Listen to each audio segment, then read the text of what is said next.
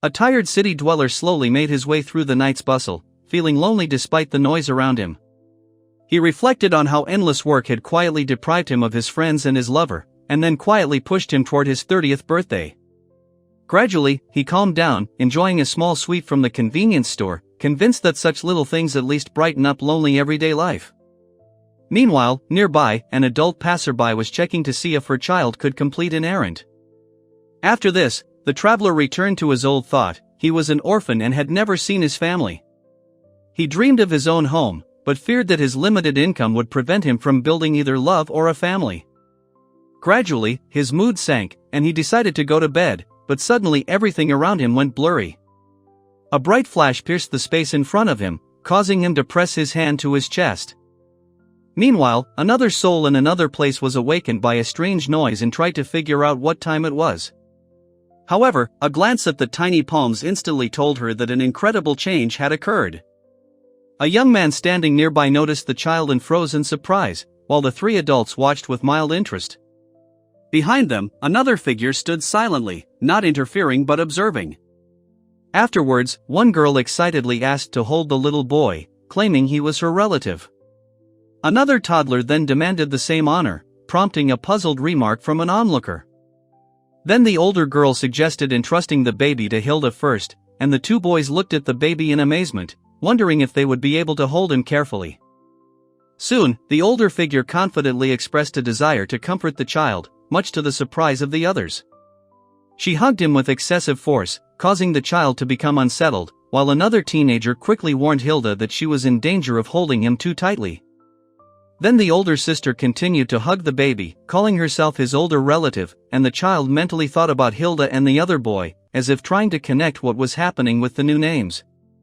Then the older man gently interrupted two toddlers who were arguing over who would play with the baby first.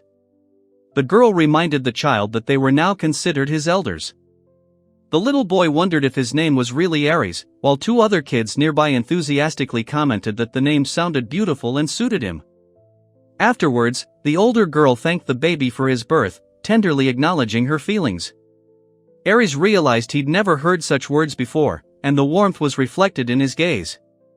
The whole family gradually felt a slight, tingling unity, and the baby himself thought that he had never imagined anything like this, and perhaps this is what a real family looks like as their fingers intertwined. 3 years later, he was already confidently exploring the kitchen, perceiving his new incarnation as part of an unfamiliar world filled with blades, magic, and crafts. Then he was surprised again by the existence of magic, but even more by the fact that he now had a home and loved ones, while the girl next to him carefully dried the dishes. At that moment, a boy carrying a backpack entered the house and remarked on the strange presence of someone inside. Before he could figure it out, his cheerful younger brother hugged him from behind, inquiring about his occupation. The older sister noticed someone was bored and suggested they play. The younger boy remembered how his older brother often took him outside, even though he should have been preparing for night school. Aries asked what was wrong, and the younger one wondered if the older one was overloaded with things to do, feeling a little guilty for constantly guarding him, but at the same time glad for the opportunity to spend time together. Then the older girl impulsively hugged Yuma from behind, insisting that the main thing was to play. Yuma looked embarrassed, and she suddenly felt conflicted, afraid she had evoked anxiety instead of gratitude. The younger boy jovially pressed Sigurd to his chest, demanding a proper thank you, while the girl with the braid dubiously asked if he could play there. Meanwhile, a maid stood silently behind her, watching their tussle. Then Yuma tensed his shoulders, feeling an unpleasant stab of pain when Celia reminded him that he'd have to watch Aries after class. He reluctantly muttered about the new lecture and would rather play with the baby first. After that, Ariel gently nudged Yuma to slow down a bit and take some time for himself, and Hato looked up in surprise. Yuma reluctantly agreed. Aries apologized for the next game, but they immediately reassured him, wishing him luck with his lessons. Then Sigurd suggested holding an afternoon lesson outside for the three of them, considering it a good opportunity. When Eliza was asked if magical activities were suitable for a 3-year-old child, she was genuinely amazed by the very idea, mentally calling what was happening real magic and trying to imagine the sensations. A moment later, Eliza, overflowing with enthusiasm, demonstrated a fiery whirlwind that flared above her palm. The boy next to her froze, and the woman, standing a little distance away, praised her student, confident that her skills would benefit the entire domain. After this, the child remembered that magical beasts had begun appearing more frequently, and that his father spent all his time hunting. He decided that he, too, had to master spells to support the family. Then Ariel excitedly told her father that Ares was already striving to master magic, and her younger brother called his sister by name. Their father listened calmly, without interrupting. Ryan expressed confidence that her daughter would become an excellent mage in the future if she learned such things. Then another girl teased Gray for being too lenient as a parent, addressing Sheila. Over dinner, the boy once again reflected on how much everyone around him did for him. He dreamed of using magic for the sake of his home, even if he couldn't yet repay it, and he heard the girl softly address him by name. Ariel felt like he was the only one failing, but Liara was quick to reassure him, and the man next to him noted that the boy's kindness was already valuable. A little later, a tall man with long hair told Ares that his doubts were unfounded, as this was the first time he'd felt such a strong desire to do something. Therefore, it was time to perform a ceremony appropriate for a 3-year-old. Ariel thanked her father for his understanding, and he explained that the ritual determined innate abilities in magical elements. The girl hoped for a favorable outcome and felt ready to repay him with his care. The man invited Ares to place his palm on the shining crystal, noting that it could reveal one's allegiance to water, fire, or even darkness. A girl stood nearby, supporting the child, assuring him that there was nothing to fear. The boy was delighted to see water spirals around him and realized that his element was water, just as his sister had predicted. In the corridor, the nuns and the bishop watched silently, while the child looked around, trying to understand why they had gathered. He quietly wondered if he'd made a mistake, but the older man assured him that he would one day become a remarkable water spirit. The 2 nuns smiled, and one asked why the little one looked so embarrassed. The man then gently stroked the fair-haired boy's head, noting that the water element perfectly matched his gentle nature. After this, the adult decided it was time to hurry home and share the news, confident that everyone would be genuinely happy. The child looked up with curiosity and slight surprise. When Ares returned, Ariel greeted him warmly and asked about the results of the ceremony, while the 2 women behind watched closely as the child returned to the house. Returning home, Ares quietly apologized for the water element he had received, but he was immediately reassured, reminded that there was no guilt in this, nor any reason for embarrassment. Ariel then noted with joy that their mother had mastered the same element, and then gently assured the baby that talking about water did not change anything, because Ares remained himself. A little later, the child sat on the bed, while an adult figure silently watched him by the window. The girl wondered what exactly the water magic concealed, while the nuns and priest watched with quiet curiosity. Afterwards, the boy asked Eliza if she knew more, and then admitted to himself that he felt relieved when his family accepted his element. He decided to learn water magic early, lest he end up useless. Eliza explained in detail that water magic is poorly suited for attacks and inferior to light and healing, but is indispensable in everyday life and is considered a practical magic of everyday life, while the boy listened to her reasoning. She later added that once mastered, one could master many skills. He then decided that Ares was capable of achieving the same, and firmly vowed to study magic more diligently. After a while, the child struggled to decipher the book, understanding almost nothing. However, his desire to use his knowledge overcame the difficulties. And suddenly, he managed to draw water from the ground without breaking his staff, which filled him with a hidden pride. Meanwhile, the girl practiced her spells outdoors, figuring her powers were still weak, but constant practice would eventually yield results. When the sun touched the horizon, she decided to return home and promised herself to try even harder. Meanwhile, the boy mentioned something related to Ares, and then hastily declared that he had to return the book to his father's study because it was already getting dark outside. Later, Ariel noticed the growing unrest in the temple and suggested that, given its water element, it would be best to expedite their departure. Yuma, hearing this, stepped aside, surprised by the sudden seriousness. Ryan, shocked by her words, quietly asked if water magic meant he didn't belong here at all. The thought of his own worthlessness reinforced his doubts. Soon Ares, hurrying along the corridor, heard a question about the reason for such a fuss and froze, speechless. A moment later, they noticed his anxiety. He stubbornly repeated that everything was fine, but the other child sensed his fear and called out to him with genuine concern. Then the girl sank to the floor, hugging her knees, and sighed heavily, convincing herself it was best to get him out of here quickly, though she couldn't explain why. Meanwhile, the boy, curled up alone, was afraid he'd be alone again and perhaps have done something wrong. After this, the girl, cowering in a corner, decided that she would not allow herself to be alone again, so she had to become useful and find her own purpose. Aries leaned quietly against the door as two concerned relatives asked if he was okay. He remembered assuring them there was nothing to worry about, but he knew they could still sense his tension. Ryan tried to figure out what had happened earlier, while Liara watched with silent concern. At that moment, the blonde boy cheerfully asked what had happened to them both. Ariel gently apologized for causing everyone anxiety and hugged Aries, who quietly agreed. Another voice suggested speaking frankly if a problem arose and reminded them to forget about Sigurd. The children walked down the hallway, and the narrator reflected on the family's unconditional kindness and his own long-held anxiety. Despite the feeling of unworthiness, a quiet desire arose to stay there as long as possible. When Aries tried unsuccessfully to break a branch, he felt useless in front of his family, but then he decided to make himself useful. At that moment, someone called his name. Ariel noticed her brother was unusually withdrawn and refusing to play, so she anxiously asked what was wrong. He awkwardly explained that he didn't want to disturb their lessons, and then her patience broke with a confused exclamation.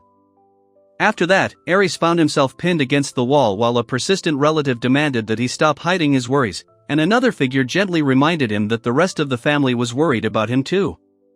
Ariel soon intervened sharply, asking what they were doing, and one of the children tried to calm the other by explaining his behavior.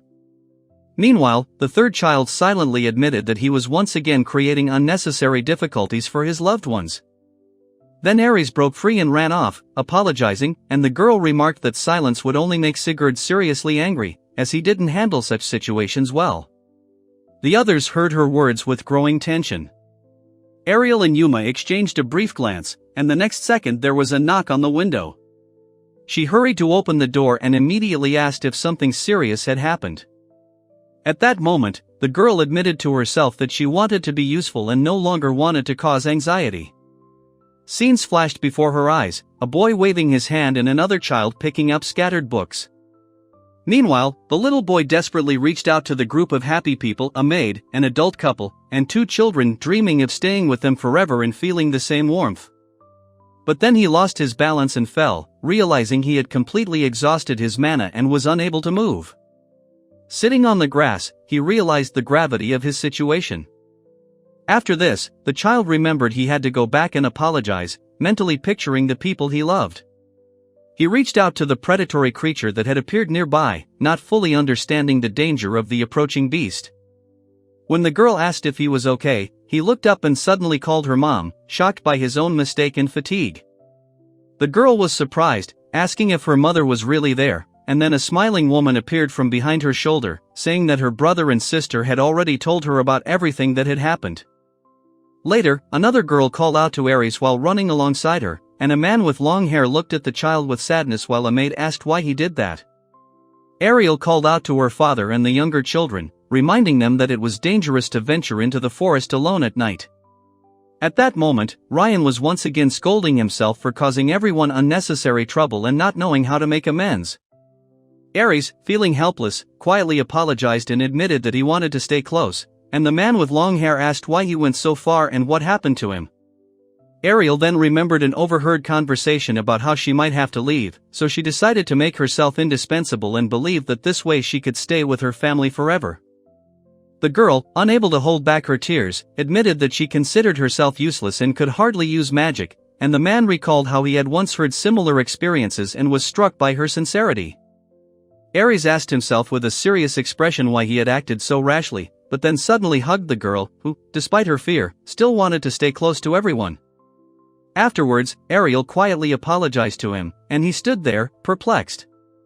The boy, sitting to the side, feared he'd be kicked out, but she assured him no one had intended to do such a thing. The grown man calmly explained to the younger child that the conversation only concerned his possible studies in the imperial capital, where his water could open up more strongly and quickly. Aries timidly asked if he could stay, and the man confirmed with warm confidence. Liara gently suggested they go home together, reminding him that the child was probably tired after the day. The head of the family admitted that he should have been the one to notice Aries' inner heaviness, and the two women nearby reflected that their own secrecy had only further hurt the child, instead of protecting him. Afterwards, he cautiously suggested that the crack that had appeared in the crystal during the ritual might indicate the need to allow the baby to grow stronger on its own. The woman accompanying him quietly agreed, entrusting further decisions to him. Aries then timidly asked Eliza a question, and two friends encouraged him and promised to help him with his studies. Thus began a period of intense lectures and magical exercises designed to boost his confidence. Later, Ariel moved on to a new topic, describing the Nizhal lands, located on the border with the Orleans Empire and ruled by the house of Baron Mistel. She emphasized that the mild climate there means seasons rarely change. Yuma then added that snow and ice were virtually unknown in these parts, and Liara confirmed the absence of such phenomena on the entire continent. Ariel suggested that growing crops would be easier here, but Yuma reminded her that the land was still poor. Afterwards, the boy quietly recalled that their diet was almost always meager: hard bread, vegetables, and rare portions of meat. He noted that the area lacked valuable resources, and agricultural development was slow. Then Ariel wondered if water magic could make the work in the fields easier, and, concentrating, she created a clear stream of water. Liara was surprised by the lack of a spell, and Ariel herself anxiously admitted that such a method might be inappropriate. Afterwards, the girl asked to go outside to test the silent ability again.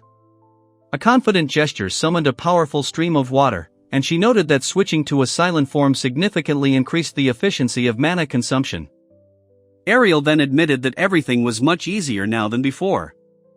Ryan inquired about her feelings, and she explained that the disappearing tension and calm thoughts had freed the magical channel from constrictions, strengthening the flow. Following this, the two girls joyfully praised Aries, while the calm maid merely watched their outburst of emotion. The boy remembered that he was supposed to help his father hunt monsters, and another child urged everyone to take their magical studies even more seriously. Later, Aries said goodbye before leaving, and the boy next to him quietly hoped to soon become useful. The girl next to him, thoughtful, lowered her gaze, contemplating her future responsibilities. At that moment, another girl scolded Uriah for another thoughtless prank, which made him wince, justifying it by citing the failure of another idea. Ariel then quietly apologized, but her friend assured her that it was unnecessary, and she herself wondered whether she should ask Aries for help, remembering his sincere affection for the family. After this, the girl invited the boy into the house, and he realized that his older sister would soon be leaving for the imperial capital and involuntarily felt an anxious anticipation of change. The boy called out to Aries with mixed feelings, but he nevertheless decided to help the girl, who had kindly asked for his support. She, in turn, animatedly offered to help him choose clothes. The girl excitedly imagined herself in various dresses from her childhood, and the boy was perplexed as to why he was even participating in this selection. However, she confidently noted that any item looked good on him. Ariel then showed off an outfit she thought would be perfect for her older sister. Imagining it on herself, she felt she could express herself and remember Aries even far from home.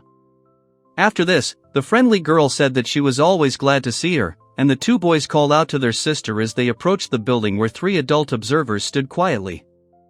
Ariel promised to visit her family often and asked her youngest not to look sad. Ryan noticed that even Sigurd was barely holding back tears, and he wondered which of them was truly the eldest. Liara, her eyes moist, asked the others not to cry, as she herself was struggling. And Aries was reminded to send his sister off with a smile, even though everyone could see he was barely holding back his own emotions. Hilda was reminded to take care of herself and show her father any potential suitors, and she promised to study hard, train her strength, and return more mature, cheerfully calling out to Aries and Sigurd before leaving. Ariel then warmly agreed, and Ryan confidently declared that he would become strong enough to match his sister, while Yuma and the younger boy calmly watched this parting word. After this, Ariel cheerfully announced her departure and waved goodbye, and those who remained, including Liara and Ryan, wished her to take care of themselves, anxiously watching her retreating figure. The younger boy, watching her go, firmly resolved to become stronger so that he could one day protect his sister and the entire family. He wiped his eyes with his forearm, trying to hide his emotions beneath growing determination. Meanwhile, the blonde-haired girl sat by the carriage window, worrying about how she would fit into her new school as the carriage slowly moved along the winding road between the mountains and forests. At the same time, Ariel quietly promised herself to strengthen herself for the sake of Ares' protection, and her soft smile reflected confidence, while the baby himself assured her that he would remain by her side no matter what future changes. Months after she left, Ariel lay on the floor of his room and thought about his older sister, feeling empty, even though letters reported that she was fine and trying hard to study. While he continued these quiet thoughts, Ryan suddenly entered Aniki's room and was surprised to see his younger brother sitting thoughtfully in the middle of the room. The girl then reminded Ares of the need to return to his studies, but he assured her he was already feeling fine. However, the unexpected suggestion of a walk threw him off his usual rhythm. Then Celia asked if he had ever been to the city, and Ryan suggested going there for a change of scenery, since lately they had only been studying at home or training in the garden. After a brief pause, Ariel smiled for the first time that day, and Ryan encouraged him to immediately ask Eliza for permission. A small ray of hope was born in their shared activities. Ariel then suggested that they all go on a full-scale expedition to show Ares the land, suggesting that Sigurd was probably tired of all the studying, and then promised to prepare both boys for the journey. They soon found themselves in a bustling marketplace, full of scents and voices, and the child gazed with delight at the stalls and the beastmen, while he was urged to stay close to the others. He became interested in a counter with colorful stones, and the girl asked what kind of place it was. The boy then explained that they were looking at a store selling magical stones, which were common in the area. Afterwards, Ryan purchased a small item from the merchant, who thanked him, and demonstrated how even a person without magic could use a similar effect, greatly surprising his companion.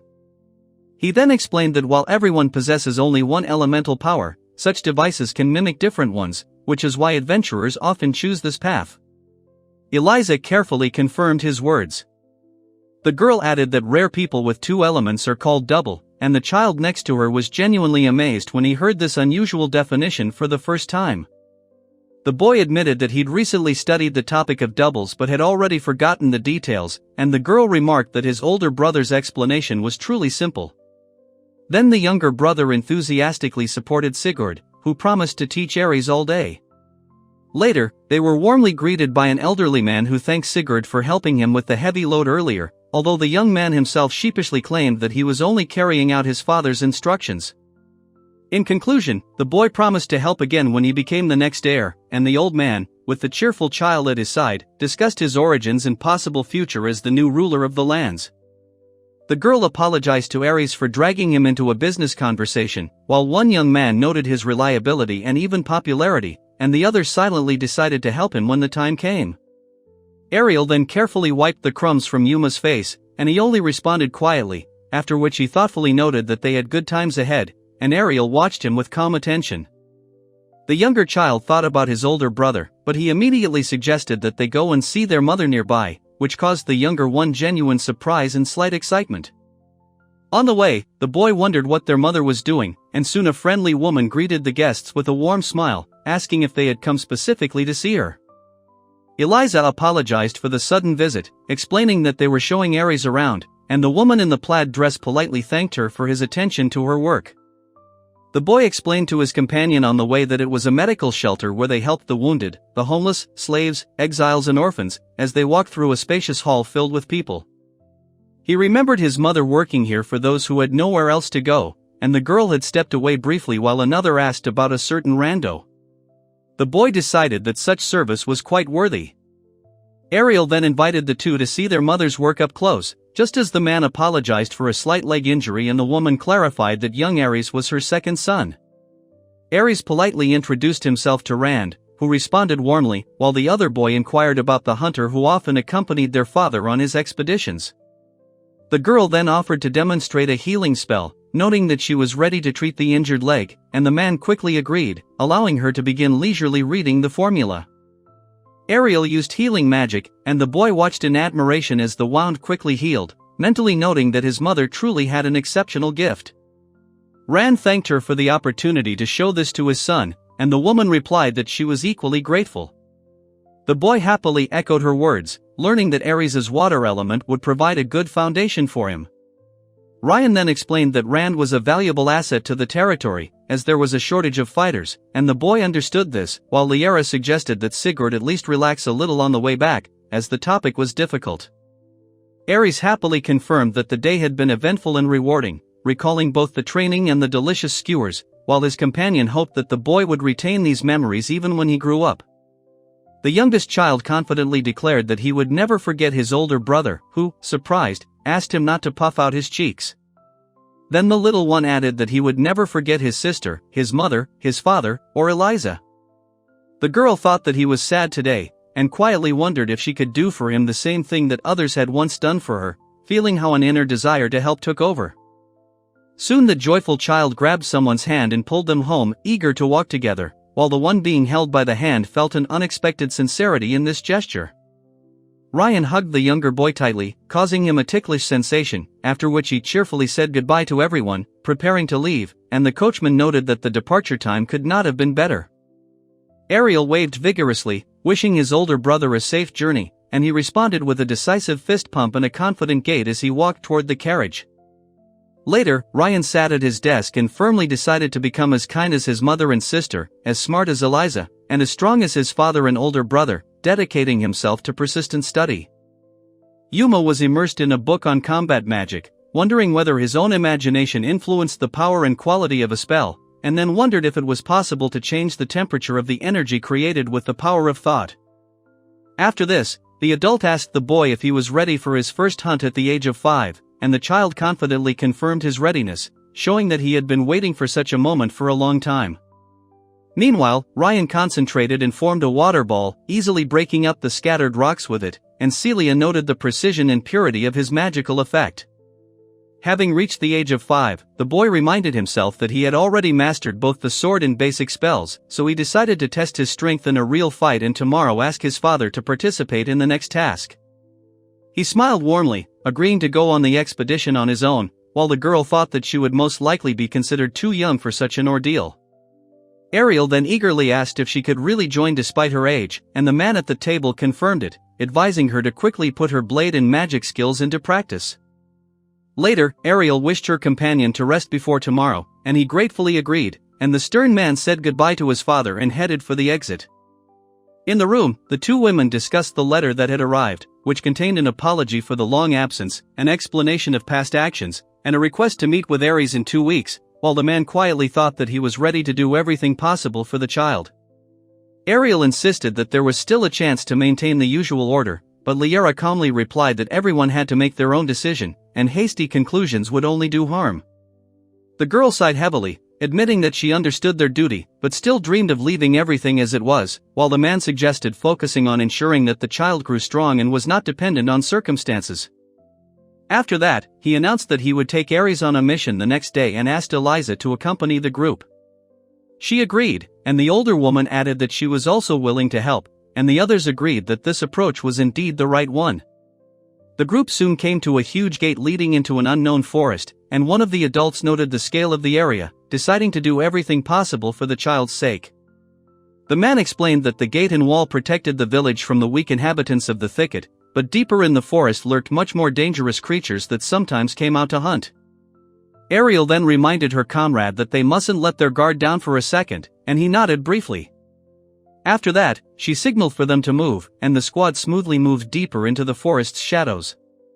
Ariel admired the untouched depths of the forest until Liara gently warned Ares not to stray, and the boy sheepishly apologized, continuing to walk beside her. The man then called the child over, pointing to a squirrel on a branch, and reminded him of the beast he had encountered when he was 3 years old, causing Ares to wonder if it was truly the same creature. A small animal named Ratatosk approached cautiously, and the man explained its shyness and territoriality to the boy. The child noticed that the animal seemed smaller and heard that it had grown larger over the years. Later, Hato suggested that Yuma go deeper, and he agreed, while the boy looked anxiously at his father, who was standing near a spreading tree. The boy noticed his father was acting unusually, and the maid quietly remarked that he seemed rather cheerful.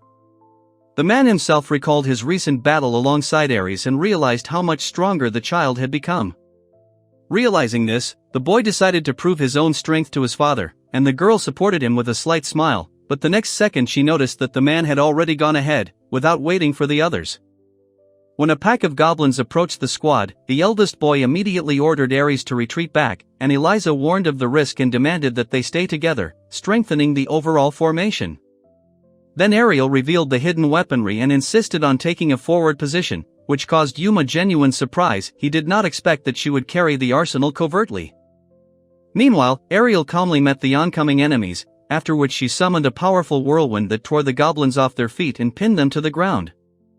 With her next blow, she created an even more furious air squall, spinning the small creatures in the air, and Ryan looked on in amazement, realizing that Eliza's strength far exceeded his imagination.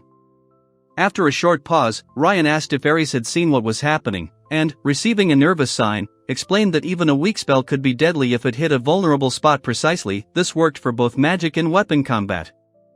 Liara added to the instruction that even small blades or simple spells, when used skillfully, were extremely effective, while she herself fought off several opponents at once. A moment later, Liara found herself among dozens of neutralized enemies, reminding the students to retain the feeling of a real fight. While Ryan noted that he didn't have time to intervene, she dealt with the threat so quickly. Ares was then told to maintain his concentration and prepare for his own fight, though one of his companions felt unsure after what he had seen. At that moment, someone warned their father of a rear attack. The tall man noticed the surviving enemies, and the boy wondered where the family got such power, and the girl asked him not to make fun of Ares, calling the source of his mastery a family secret. After this, the man told the child that he had once been an adventurer and had been in the same group with his mother, which was an unexpected discovery for the boy. He fell silent, and then the scene changed to 4 confidently standing people, one of whom asked for details, wanting to know more about the past. The man, apologizing for the request, suggested leaving the rest for later because of the danger of the forest, and the child admitted that he dreamed of becoming the same adventurer and being by his side. Hearing this, the man was genuinely happy and promised to pass on his knowledge without stopping so that the boy could grow faster. He then expressed pride in his son, and Ares responded joyfully to the thought that he could someday become a worthy man, but their quiet moment was interrupted by a sudden noise. Hato announced that the next opponent was his and advised him to act as calmly as he had in training, while the goblin was about to attack with obvious tenacity.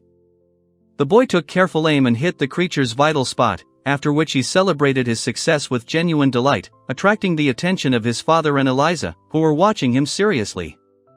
Ryan admired Ares' flexibility of thought in battle, calling him a natural tactician, while Celia noted the amazing precision of water magic, compressed into a thin, penetrating line, and Yuma admitted that he had not expected such a result at all.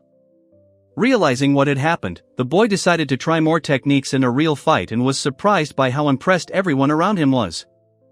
Meanwhile, the girl was glad that her magic had worked and could be useful, but the command to retreat was already being heard nearby. He remembered his own decision to strengthen someone for future trials, and believed that was why he had brought the child here, clutching the sword tightly in his palm and preparing for the next step. Ariel admitted to herself that she felt fear, but she emphasized the need to remain firm, as there was a threat ahead that was far greater than the creatures they had encountered before. Ares declared his desire to benefit everyone by fighting alone, and the grown man asked if he was truly prepared to face the threat himself. The child then confirmed his resolve with a firm nod. He then advised Eliza to step back, but she visibly hesitated, betraying her anxiety. A moment later, he acknowledged her concern and suggested they hold their position to assess the situation. Meanwhile, Ryan reflected on the faith his father had placed in him and his own desire to live up to those expectations, even though he knew his parent was still much stronger. Ariel then cast the water shot spell, and a beam of water energy accurately pierced the target, causing the observer's eyes to widen in surprise. Yuma immediately realized that his blow had not made the slightest impression on his grinning opponent, then decided to increase his force even more, admitting that his previous power was not enough. Ryan struggled to parry the heavy attacks, feeling himself being pressed by the brute force, but at some point he managed to counterattack with furious force, stunning his opponent. The boy fell, bruised himself, and immediately checked to see if his own blade steel was damaged, but then noticed a goblin with 2 swords. His hand then rushed toward the weapons lying in the grass. The young warrior decided not to let go of the blade his older brother had bought him, calling it priceless. He then handed it to his comrade with noticeable force, demonstrating his tenacity. Ariel realized that the previous blow had been effective because it had hit a soft spot, and she saw how the enemy staggered, losing his balance. She then drew her knife and rushed forward, sensing that her moment had come, and struck down the goblin-like creature, whose body was already covered in numerous arrows. However, having assessed the speed of her opponent, she prepared for a new dash, while Liara warned Ares of the danger, and the boy barely managed to dodge, avoiding a scratch. After this, Ares tried to rise, breathing heavily and feeling pain, when two warriors in armor approached him. One expressed concern, and the other noted that it was too early for the boy to go through such a strain. Meanwhile, the young fighter tried to hold back the large monster that was advancing inexorably, and the observer from the side realized that the child was not yet ready to withstand a long onslaught. Ares, who was on the ground, saw the monster getting closer and closer, and the man in armor ordered him to stop the threat at least for a moment, as if urging him to entrust the rest to fate. At that moment, someone desperately called out to their father, noticing how he was kneeling and barely continuing to fight, and the boy remembered that he had always been the one who was protected, even when he was a nuisance. Then the young man gathered his will, stood up and decided to strengthen himself so that he would no longer be the weak link, while mentally asking his loved ones to watch over him and believe that he, too, could protect them. Ariel confidently declared her absolute victory, and the man next to her, that same Ares, was surprised for a moment, then thoughtful, acknowledging her unwavering determination. Yuma entered the battle with the firm intention of showing his strength, facing a large armored creature and pondering how to break through its thick shell, not knowing which move to use next. Ryan thought back to the weak effectiveness of the compressed water magic and the blade, then thought back to the warm climate of the snow-free continent, noticing how the water energy was condensing around him and trying to understand its behavior. He then focused on directing the penetrating impulse to one point, demanding even more strength from himself, while a dark armored silhouette stood opposite, guiding the course of his attempt.